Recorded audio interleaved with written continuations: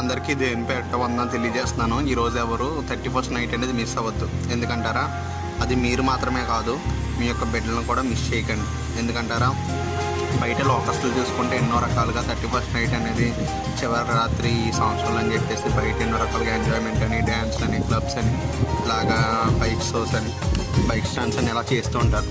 కానీ దేవుని బిడ్డలుగా మనం దేవుని సన్నిధిలో గడపడం అనేది ఎంతో ఆశీర్వాదకరమైన విషయం. అది కూడా దేవుడు నూతన సంవత్సరంలోకి అడుగు పెడుతున్నప్పుడు ఇలా గడపడం అనేది చాలా సంతోషం.